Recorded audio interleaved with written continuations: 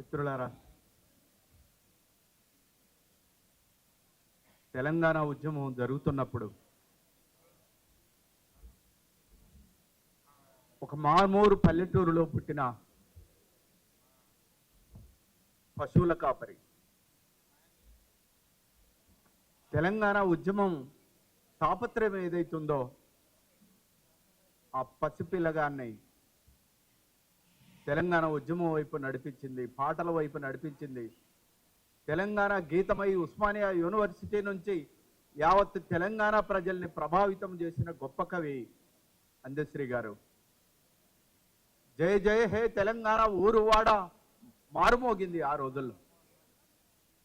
ప్రాణాలు ప్రాణంగా పెట్టి కవులందరూ నడుస్తున్న వేళ అందశ్రీ గారు ముందు వరుసలో నడిచాడు.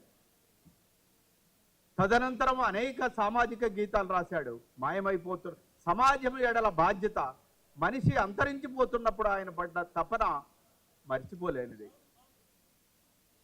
అనేక ఆధ్యాత్మిక గీతాలు, ప్రకృతి గీతాలు ఆయన, నేను, మా అందరి మీద కూడా ప్రధానంగా శ్రీరామ్ సార్ ప్రభావం చాలా ఉంది. అలాంటి గొప్ప కవి మనల్ని వదిలి వెళ్ళిపోవటం చాలా బాధాకరం. కడు పేదరికాన్ని అనుభవించాడు. కాస్త 4 మెతుకులు తినే టైంలో వెళ్ళిపోవటం అనేది చాలా బాధేస్తుంది. ఈ దేశానికి రవీంద్రనాథ్ ఠాగూర్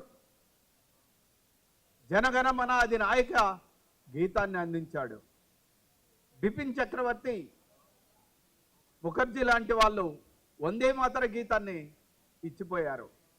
మన తెలంగాణ రాష్ట్రం ఆవిర్భవించిన తర్వాత ఒక తెలుగు కవి అందశ్రీ జయ జయ హే తెలంగాణ జననీ జయకేతరం అంటూ వెళ్ళిపోయాడు. చరిత్రలో అందశ్రీ చిరకాలం ఉంటాడు. కాలం ఉన్నంత కాలం మన కళ్ళ ముందు తారాడుతున్న ఆ మహాకవికి విప్లవ జోహర్లు.